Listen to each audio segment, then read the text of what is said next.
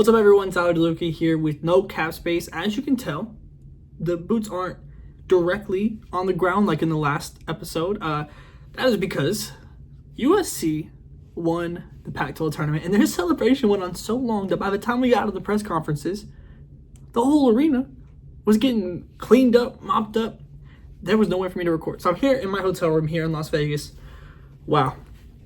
What a tournament. What a game. Let's talk about the tournament first as a whole. I previewed it on Twitter, and I mean, for the last Pac-12 tournament, I don't know if you could have really scripted out a better tournament with better matchups. Even the Arizona USC matchup going down to the wire. You had the double overtime in Colorado, Oregon State that went down in a slugfest. That game was insane. Another double overtime in the Battle of LA. I mean, for a chance to go to the Pac-12 championship final, the last one ever. Just an incredible tournament all around, and I don't think that two programs could have been better suited to end the Pac-12 than the two programs that we got. I mean, Stanford, the history that Tara Vanderveer has been able to make, create, accomplish at Stanford has just, the most wins in NCAA history. There's nobody matching that. And obviously USC, the names that have been able to go through there, and they played such a foundational part in this women's basketball movement. Like I said, it's hard to think of two better programs to end the Pac-12 with than the ones that we got. And this game did not go how I planned at all. Not in the sense that I didn't think USC would win, but how they did it. Let me read you this stat line. 2 of 15, 0 of 3 for 9 points with 6 turnovers from JuJu Watkins. JuJu has been fantastic this tournament. Today was not her day, and that happens. It's okay. USC won by 13. So, I'm including myself in this. There's been a lot of moments, especially early on in this season, that this team was just JuJu. That's not true. I was wrong then. I think this team has grown incredibly, and Lindsay, Gottlieb had kind of touched on that some in the post-game press conference as well, about how much they have grown. And one of my favorite quotes from the entire tournament that I heard was from their head coach of USC, and she said, "We got basketball players playing roles, but they're hoopers." I love that. I love it. And that showed today because, man, we'll talk about a hooper hooping. Mackenzie Forbes, 26 points, 1 point shy of her career high that she set at Harvard. 11 of 21, 4 of 8 from 3. Just an absolutely incredible offensive game. And it started early on for her. Like, she was, from the get-go, just hooping. And Rhea Marshall as well. Just incredible. 10 points, 18 rebounds. We'll touch more on those rebounds in a second, but I got the chance, I mentioned JuJu, I got the chance to talk to her on the floor post-game directly, kind of in the midst of the celebration, and she was incredibly congratulatory, and this was actually the first net that she has ever cut down, the first one ever, which feels insane to me, but here's what she had to say. JuJu, can you kind of take me through all the emotions right now? You said in the press conference after UCLA game, you weren't sure if you were going to be playing for championships in year one. Here you are, a Pac-12 champion. How you feeling? It feels great. I was only able to come this far with my team. They're great. They're a great group of girls. I'm just glad to be a part of it. Kids carried us tonight, man. I'm just glad to be a part of this team. They mean the world. They deserve everything, and I'm just here for the ride. We saw you having a little bit of trouble with the net. We get the net and everything. We got it all figured out. I never cut a net before. This is my first time. It's your first net. It's my first net. Yeah. First of many. First of many. There you go. Yeah. Congratulations, JuJu. Also, while on the floor, I did get a chance to speak really, really quickly because there was so much going on with Rhea Marshall, and the thing is, she reiterated this in the post-game press conference as well, but the tagline that she had was, "They picked us 6th." Ray, how does that one feel? How does that one feel? Amazing. Give us a breakdown. We're picked 6, And now we sending in confetti. Look at Coach D. Hey, champion. That was in the preseason Pac-12 media votes. They picked us 6.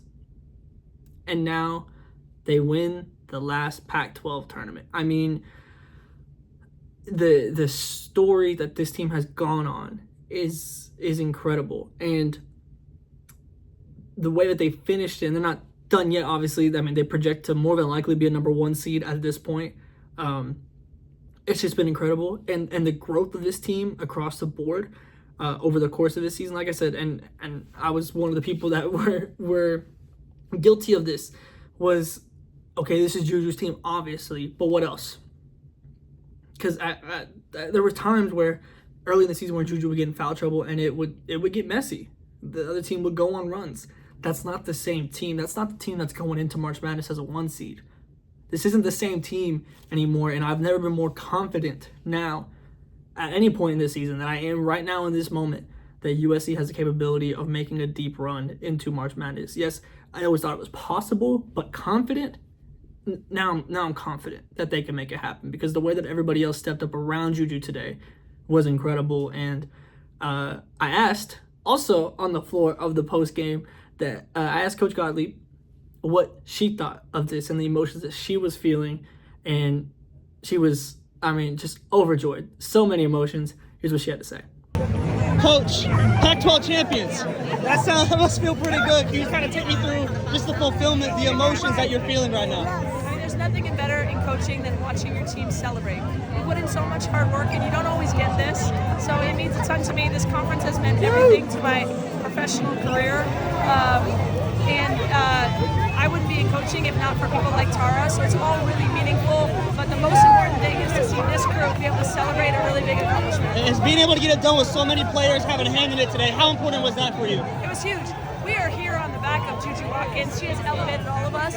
But to now be able to have a team try to game plan to take her away, everyone else stepped up, and that's what you want for a team. Thank you so much. So now that we're kind of past the emotions of this, how did they do this? How in the world does USC beat Stanford, who is also going to be a number 1 seed? How do they do this when JuJu has an off night like that? It came down, I mentioned a little bit earlier, the rebounding, and more specifically, the amount of extra opportunities that USC was able to get and limit for Stanford. I mean, they were dominant on the rebounding front. It was a plus 20 rebounding margin, 48-28. Against Stanford, Cam Brink, Kiki Iriafen, 28 team rebounds. That is insane. And what's crazy is they also had 9 more shots. So even though they technically shot a lower percent than Stanford, they still had more makes just based on those opportunities and the work and the effort that they were putting in. And it was incredible to watch this team.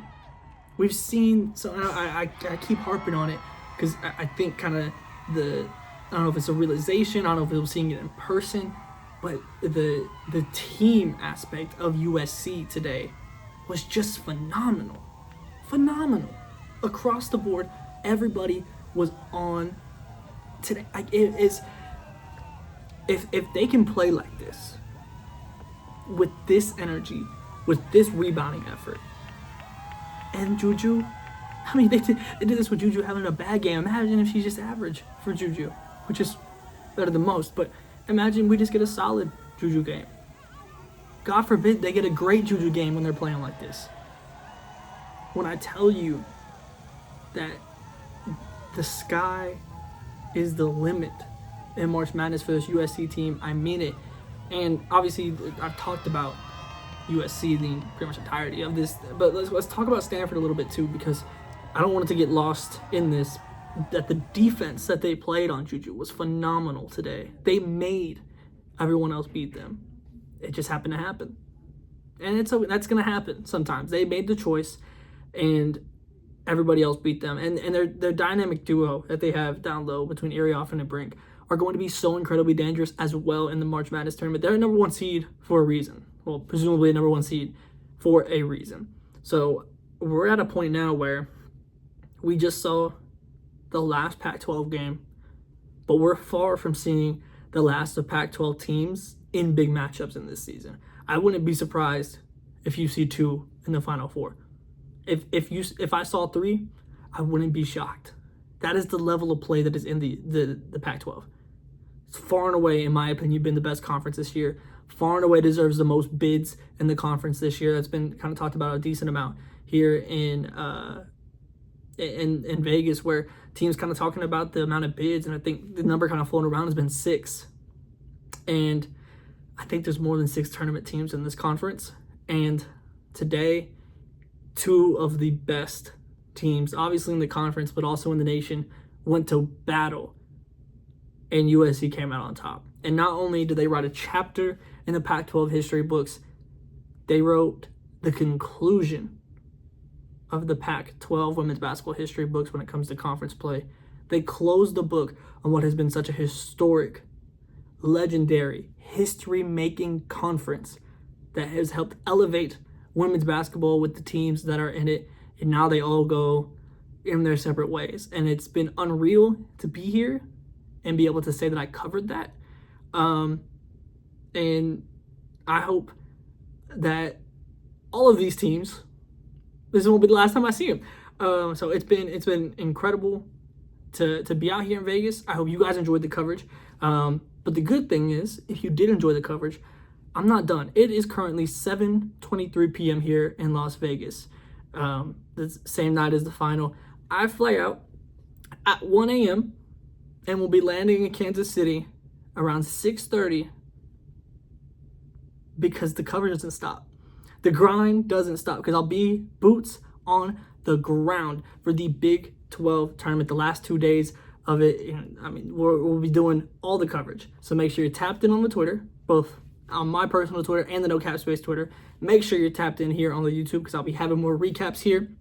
The Substack, the playback. Make sure you're tapped in across the board with the No Cap Space. This has been an incredible amount of support as we've really been able to get going with this. So thank you guys to have been supporting, and make sure that you guys stay tapped in because the coverage is far from stopping, especially as we get into this March Madness tournament. So make sure you're tapped in across the board so you don't miss out on a single thing. No Cap Space.